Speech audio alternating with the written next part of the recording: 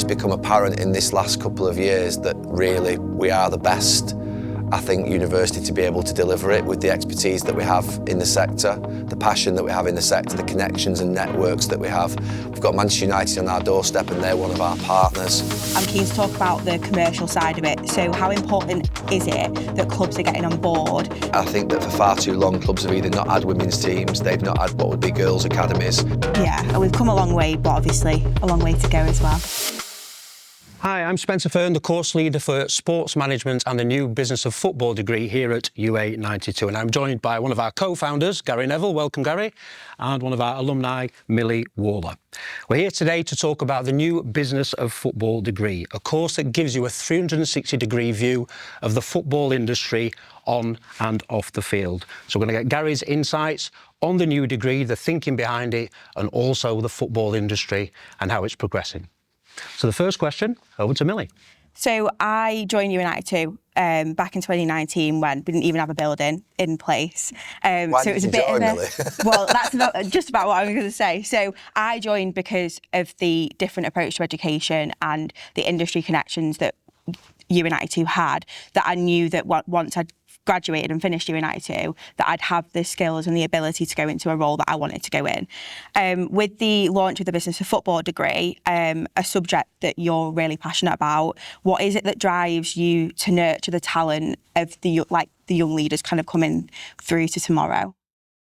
I mean, look, there are many different sort of things that sort of come into that. So the bigger play really is going back to our childhood at United and the idea of being given a chance as young people and knowing that I think young people have got skill, they've got talent, they just need people to believe in them and that opportunity. And I think it's worth mentioning what you've just said there, because I don't ever take for granted the risk that you took and the other first year cohort of students when we didn't have a campus and you came to see us in our open day and we were trying to wing it at that time to tell you that we had this university that was going to be set up, but you believed in us, and there was sort of just under 80, I think, of you at that time that came, and you allow us to be here today. So I think that the idea of making sure that people who sort of, if you like, place their trust in us, that we then obviously give them everything back in return. But in terms of the Business of Football, it's a really exciting time. I don't think it was ever our intention at the beginning. In fact, I think we were almost in some ways not anti-football, but very much about this is a university around business, sport, media.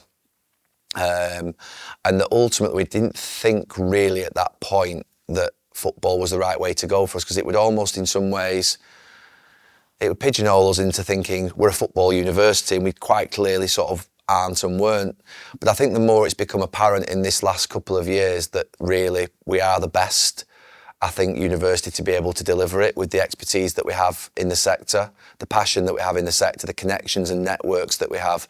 We've got Manchester United on our doorstep and they're one of our partners. We've obviously got the ownership stake in Salford City, which gives people a direct insight into the information that we pass from Salford City to obviously UA92, which means you've got a direct understanding of numbers, of sort of operations, of analysis of data, all the stuff that we see in Salford City. We've then got the relationships with the EFL, with the Wheelchair Football Association, with Altrincham FC, we're obviously currently in non-league, which I think is really important. Some of the most special times that I had at Salford were when we were with non-league and learnt most, I think, in that period. So we've just got now a broad range of sort of what would be intelligence and expertise across the sort of different varying sort of elements of football.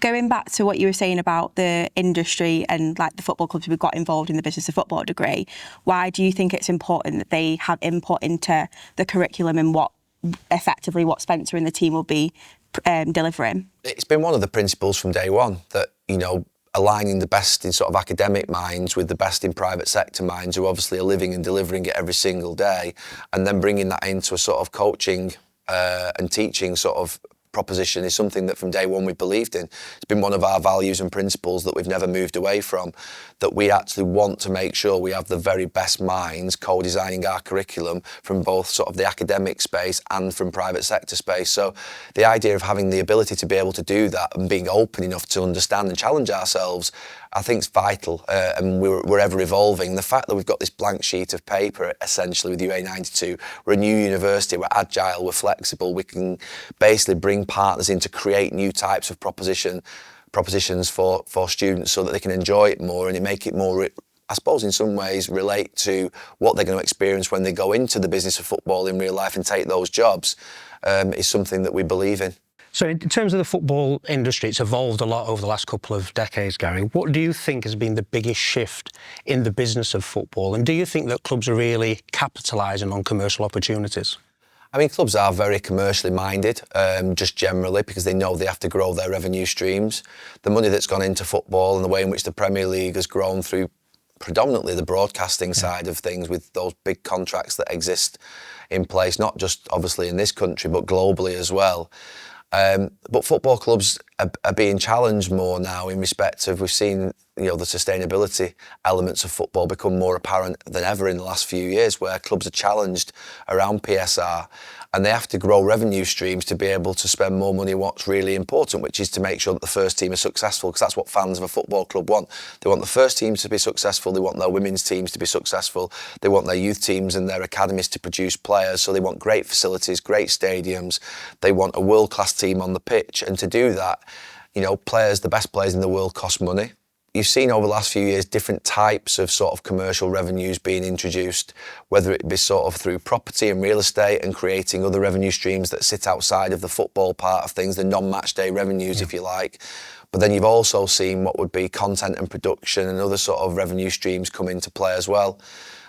There are obviously the three traditional revenue streams, which are commercial partnerships, the match day income, and then obviously the solidarity payments from broadcasting from the Premier League that all clubs in the Football League and in the Premier League get.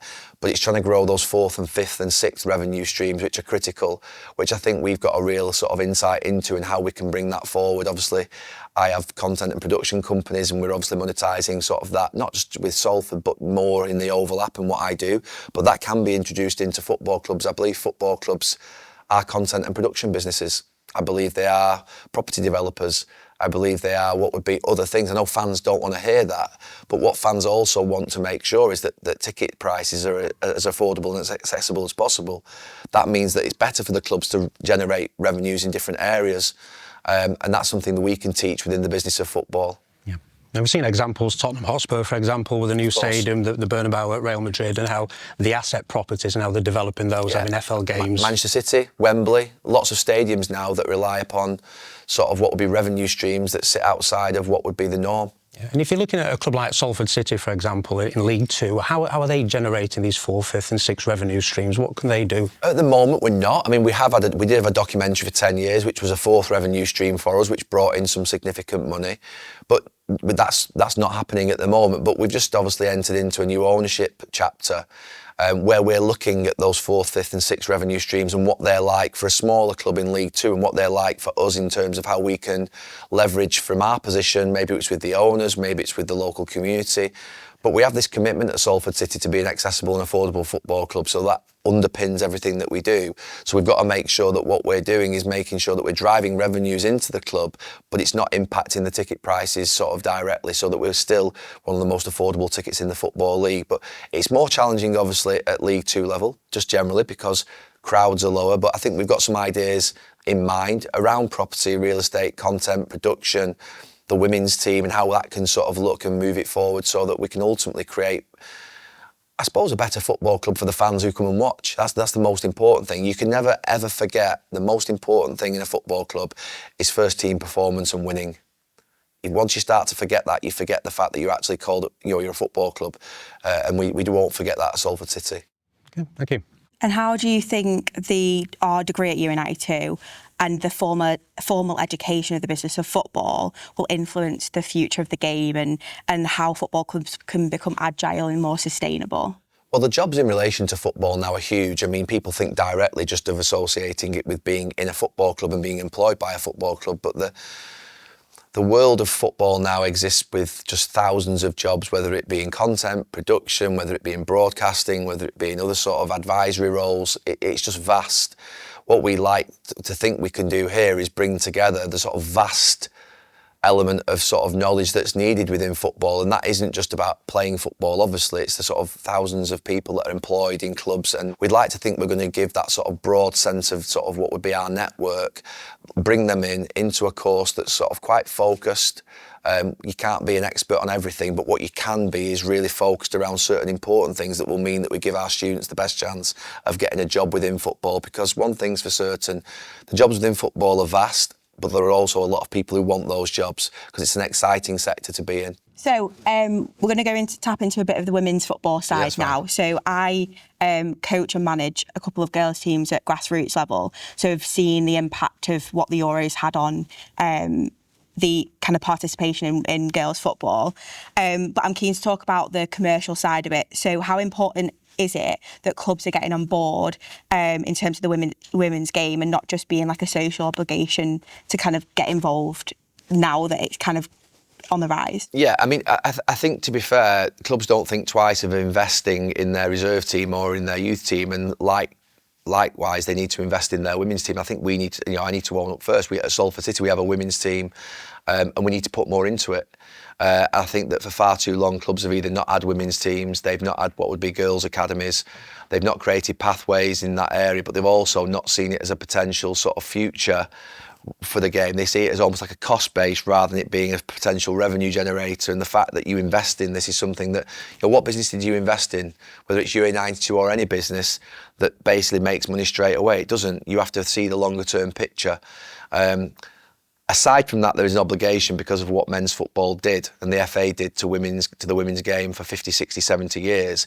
Aside from that as well, there is a huge potential for not just, participation in sport. My family have lived it through not just football, but netball. My mum was kicked out of the boys' football team, and there is an article, you may be able to find it in the Bury Times, going back to, I think, 1960 or 1962, something like that, where she made headlines where she was a girl playing in the boys' football team and got kicked out and stopped playing. So you can imagine that. My sister had that choice of being basically a semi-professional netball player that didn't earn any money from netball, but they expected a professional sort of what would be approach. So she left university at the age of, I think, 19, 20. Thankfully, at that time, we were starting to earn money with United, and my mum and dad were obviously sort of earning money, so we could put some money towards her to enable her to become a netball player. And now she's coaching in Australia, and she's coached England towards the Commonwealth Games. So that idea of how sort of women have found it more difficult to participate and get funding in sport is real. And I've seen it in my own family with my sister, not necessarily in football, but in netball. And it has to stop. And I think there's something that the new ownership at Salford City, we've actually had our first 2 meetings in the last month, and we've talked actually at length about the women's team and how we need to make sure that it's not just there as a social obligation, which maybe is how it has been in the last 4 or 5 years. As much as we've sort of have gone and watched games at times, and I know we try and contribute towards it, we have to see it as an integral part of everything that we do at the club.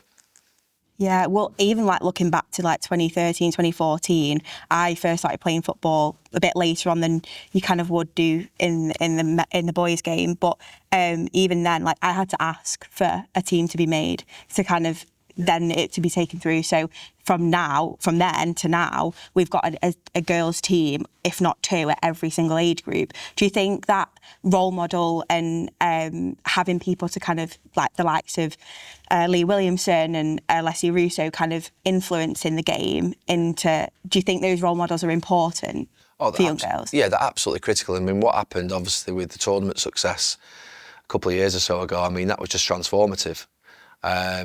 Did what the men's team haven't been able to do, and watching that game, it was truly inspirational, and I think it's just changed everyone's sort of mindset. Too late, yeah. I would say, but it's changed everyone's mindset into thinking, wow, this was special, this is something that captured the hearts of a nation. And ultimately, I think that you're right, those players who've played in that team, and obviously sort of not just those players, but players who obviously play in the game since, are huge role models. We have obviously an incredible relationship with Jill Scott. She's on our podcast, and sort of speak to her all the time. And to be fair, Ian as well, Ian Wright, who covers a lot of the women's games, and has done now for a number of years. They're great advocates and sort of what would be pioneers for what would be hopefully a brighter future. Jill talks about sort of the experiences she had at Sunderland and at Everton when she used to have to travel 2 or 3 hours to go and train and then get back to Sunderland, and the idea of having no facilities, not being paid, and you think about where she got to eventually, which was to win a tournament with England, and now where she is. You know, it should never have to have been like that. It's absolutely madness, and hopefully the catalysts of that will be the players and the heroes who've played in the last few years, who will sort of what would be seen in many years' time as the people who opened up the doors. Yeah, and we've come a long way, but obviously a long way to go as well. Yeah, I think from a business perspective as well. So look at the Women's Super League, look at growth. Yeah. Average attendance of 2,000 before the Euro success, up to 7,000-8,000. You're looking at the franchise values now of Angel City, $250 million. Chelsea have just raised big money, I think, as well for their women's team. They've just said 8% for 20 million as well, valued at 197. So it's a real area that sports investors should be looking at, as well as increasing the participation, giving equality. But look, fair play to Chelsea, to Arsenal, to those clubs who've been sort of champions of women's teams for many, many years. And you see now the valuations, as you say, of sort of women's teams, not just in sort of the US, but now in obviously England as well. It's now starting to get the level of investment and understanding of the quality and the potential sort of value that can be at play here. And I'm sure what Chelsea have done will open up the doors now to a position whereby other clubs see it as it being something that they have to invest in. You have to put money into this. What you put in, you get out. I mean, I know there are a few players who've left Manchester United in the last few years that, you know, it's a shame. You know, you think of Mary Earps leaving and Russo leaving. There's players that really should be. Manchester United, I always think of them as having the best players in every team. I know that's not the case at this moment in time in the men's team, but also they've lost players in the women's team, and that should be as harsh a reflection upon them as it is when you lose players in the men's team. So as part of the Business of Football degree, player care and player management is an integral part. And we know the reality of playing football, only 0.012% of people that play the game do it professionally. How important is it as part of the degree that we look at that subject of player care and wellbeing? Look, it's really important. I mean, people don't feel sorry for football players because generally their feeling is they've got so much money that they don't need looking after, but that's only a small part of the story. Those players that do earn the money get sort of what would be transported into a position that they can never imagine, and into a position of stress, into a position of money, into a position of fame. And it, you know, if you're not prepared for it, it can be difficult, and that's where player care is so important. But then think of the football players not at that level, the players who've been released at the age of 18, the players who've had injuries, the players who, to be fair, you know, have sort of had their dreams shattered at 16 when they've been let go from academies and they've been let go from sort of youth teams and told that, no, football's not for you anymore. There's only a couple of thousand professional players in this country out of all the millions that want to play football. So looking after those 2,000 players who get put into extreme positions is important, but looking after players who drop out of the game, and there are many more of them, is equally as important, and something that has only really entered the fore in the last few years, 5 or 10 years, I would say. But there is a real duty of care of the game to look, you know, these are young men who are under extreme pressure, who do earn a lot of money at the very top level, but their careers are short, their careers are over at the age of 32, 33, 34, and they've got 30, 40 years of their lives left. And I'm not asking anyone to feel sorry for football players, but they do need care, they do need looking after, just as every young boy does in any sort of walk of life, and any young girl. Okay, thank you. Thank you. So a massive thank you to Gary Neville for sharing his vast knowledge and giving insights on the Business of Football degree. We're incredibly excited about this new degree that launches in September, which will give students the opportunity to learn all about off the field and on the field in the football industry. As Gary said, it's a degree that's been developed here by the academics at UA92, the class of 92, and our industry partners, Manchester United, Salford City, Altrincham and Manchester FA. And if you want to find out any more information about the Business of Football degree, head to our website and book an open day.